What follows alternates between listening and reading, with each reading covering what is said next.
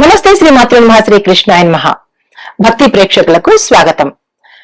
July 16, 2026 నుంచి మనకి మళ్ళా ఆగస్టు 17వ తారీఖు వరకు గురు ఆదిత్య యోగం అనేది ఏర్పడబోతోంది.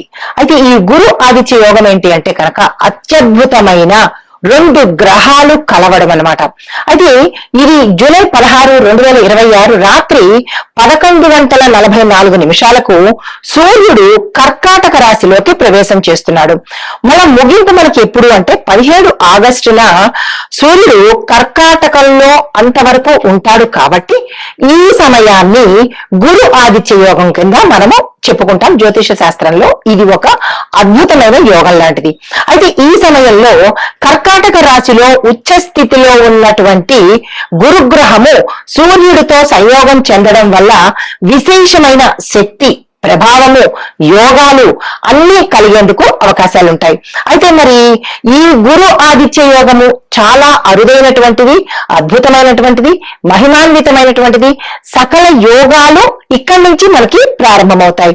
అయితే మరి ఈ గురు ఆదిత్య యోగం మనకి ఎలా ఉంటుంది అంటే దీని దేశ కాలమాన పరిస్థితులను బట్టి ఒక మనుషులకేనా కాదు, దేశంలో దేశానికి ఆర్థికంగాను, న్యాయపరంగాను, రాజకీయ, వ్యవసాయ, వ్యాపార, ఐటీ, విద్యా రంగాల మీద కూడా ఈ యొక్క ప్రభావము పడేందుకు అవకాశాలు ఉన్నాయి.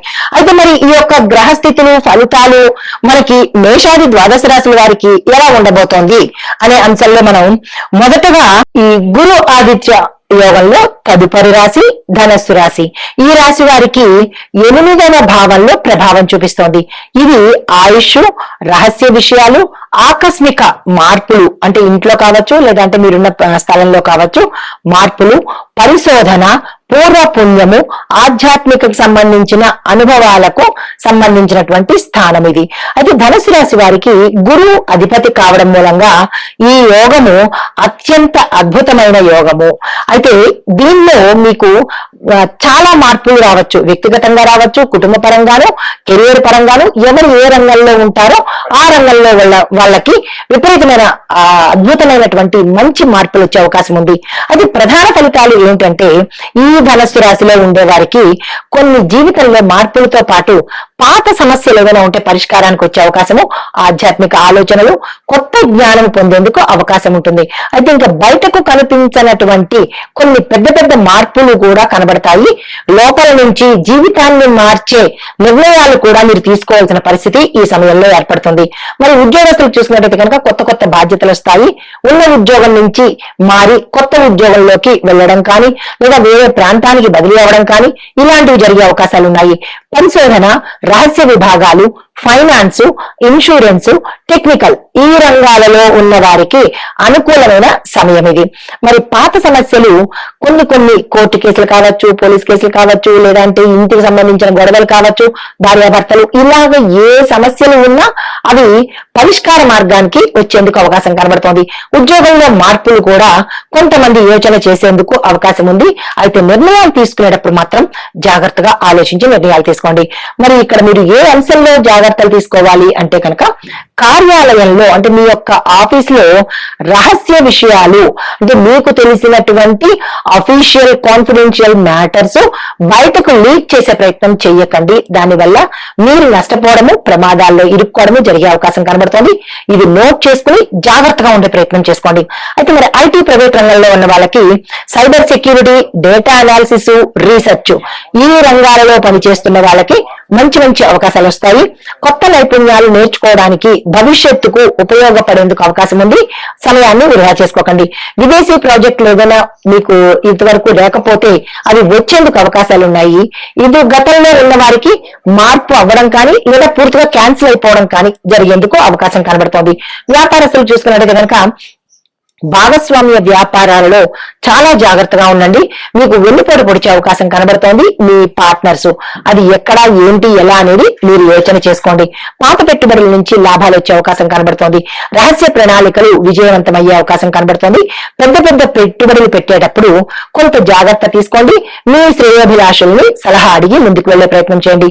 ఆర్థిక పరిస్థితి చూసినట్టయితే కనుక మీ యొక్క ఆస్తులు అంటే ఖర్చుల్లో కానీ ఆస్తుల్లో కానీ సడన్ చేంజెస్ వస్తాయి, ఆకస్మికంగా చేంజెస్ వచ్చే అవకాశం ఉంది.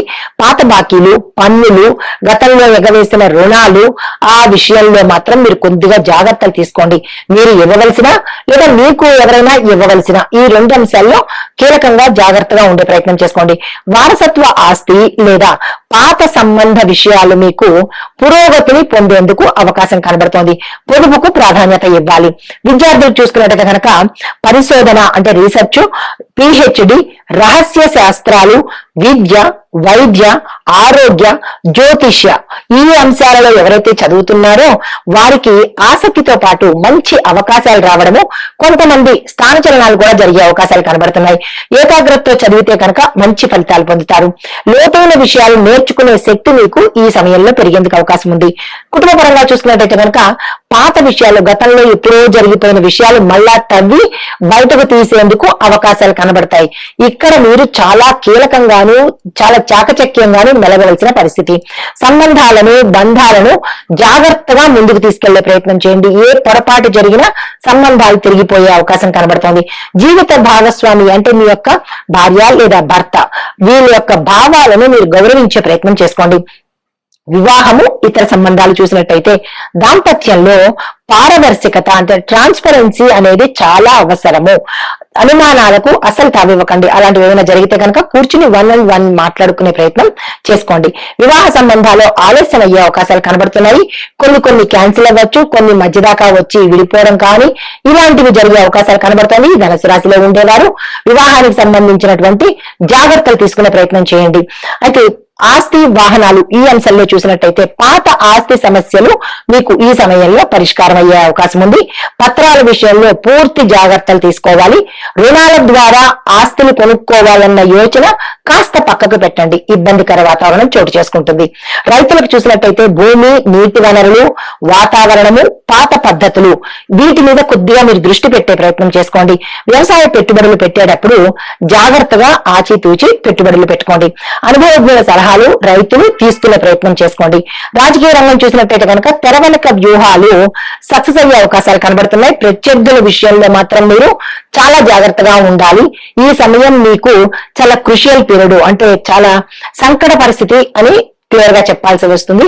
జాగ్రత్త తీసుకోండి. రాజకీయ నాయకులు పరిశోధన, ప్రణాళికా శక్తి మీ బలం అయ్యేటట్టుగా కనబడుతోంది. ప్రతి ఒక్కరిని నమ్మే ప్రయత్నం చేయకండి. కళాకారులు, యూట్యూబర్లు, మీడియా రంగం వీళ్ళకి చూసినట్టయితే రహస్య సంబంధిత, ఆధ్యాత్మిక సంబంధిత పరిశోధన, ఇన్వెస్టిగేషన్ వీటికి సంబంధించిన కంటెంట్లు కనుక మీరు చేసినట్టయితే మంచి ఆదరణతో పాటు ధనం కూడా వచ్చే అవకాశం కనబడుతోంది. లోతైన విశ్లేషణ చేసేవారికి అంటే డీప్ అనాలిసిస్ చేసేవారికి మంచి అవకాశాలు వస్తాయి. ఆ దిశగా ప్రయత్నం చేసుకోండి. నెమ్మదిగా స్థిరంగా ఎదిగే అవకాశాలు ఎక్కువ ఉన్నాయి. మరి జాగ్రత్తలు ఎక్కడ తీసుకోవాలి? అనవసరమైన భయాలు ఈ రాశిలో ఉండేవారు ఎక్కడా పెట్టుకోవద్దు. రహస్య విషయాలను జాగ్రత్తగా, అది ఎవరైతే మీకు రహస్యం అని చెప్పారో వాటిని కాన్ఫిడెన్షియల్ గా జాగ్రత్తగా ఉంచే ప్రయత్నం చేసుకోండి. ఆరోగ్యం నిర్లక్ష్యం చేయకండి. అనారోగ్య సూచనలు కనబడుతున్నాయి. ఆర్థికంగా కొద్ది రిస్క్ అనేది తగ్గించుకునే ప్రయత్నం చేయండి. మరి మీకు చెప్పదగినటువంటి పరిహారము, గురువారం రోజు పసుపును దానంగా ఇవ్వడం కానీ, పసుపు వస్త్రాలను దానంగా ఇవ్వడం కానీ చేసినట్టయితే మంచి జరిగే అవకాశం ఉంది. ఆదివారం రోజు సూర్యుడికి అర్ఘ్యమిచ్చే ప్రయత్నం చేసుకోండి. శివాలయంలో మీ పేరిట ఏదైనా పూజ కానీ లేదా మీరు అభిషేకం కానీ చేయించుకున్నట్టయితే మంచి జరిగే అవకాశం ఉంది. మంత్రాలు ఓం గ్రాం గ్రీం గ్రౌం సహా గురవే నమః, ఇది గురువు సంబంధించిన మంత్రము. 108 సార్లు ప్రతి గురువారం చదువుకోండి. సూర్యుడు మంత్రము ఓం ఘృణి సూర్యాయ నమః, ఈ మంత్రాన్ని ప్రతి ఆదివారము 108 సార్లు చదువుకునే ప్రయత్నం చేయండి. మీకు కలిసి వచ్చే రంగులు పసుపు, కాషాయము, బంగారు రంగు. అయితే కలిసి వచ్చే వారాలు గురువారము, ఆదివారము. మీరు ఏ ప్రయత్నాలు చేసినా ఈ 2 వారాలు చూసుకుని మంచి ప్రయత్నాలు చేసుకోండి. మీరు ఇవ్వవలసిన దానాలు పసుపు, శనగలు, పసుపు రంగు వస్త్రాలు, పుస్తకాలు, అన్నదానము. ఇది ఈ రాశిలో ఉండేవారు చెప్పదగినటువంటి గోచారిత్య ఫలితాలు, పరిహారాలు, సూచనలు. ఈ గురు ఆదిత్య సంయోగంలో, ఈ యోగంలో జ్యోతిష శాస్త్రంలో మనకి గురువు శాస్త్రము, జ్ఞానము, సంతానము, దైవానుగ్రహము, ధర్మానికి సంబంధించిన కారకుడు. అయితే మరి సూర్యుడు ఏమిస్తాడు? అధికారము, ఆత్మబలము, నాయకత్వ లక్షణాలు, రాజసత్వానికి సూచన. రెండు అద్భుతమైన గ్రహాల కలయిక. అయితే ఈ ఇద్దరు ఒకే రాశిలో కలిసినప్పుడు ఆ వ్యక్తికి విపరీతమైనటువంటి రాజయోగము, గౌరవము, పదవులు, ఆర్థికాభివృద్ధి, ఆ వ్యక్తిలో ఆత్మవిశ్వాసము, మంచి నిర్ణయ శక్తులు, ఇలాంటివన్నీ కలిగేందుకు అవకాశం ఉంటుందని మనకి జ్యోతిష శాస్త్రంలో చెప్పబడింది. అయితే ఈసారి గురువు కర్కాటకంలో ఉచ్చ స్థితిలో ఉన్నాడు. అది కూడా బలమైన స్థితిలో ఉండడం మూలంగా ఈ యోగం యొక్క ప్రభావము మరింత బలంగా ఉండేందుకు అవకాశాలు ఉన్నాయి.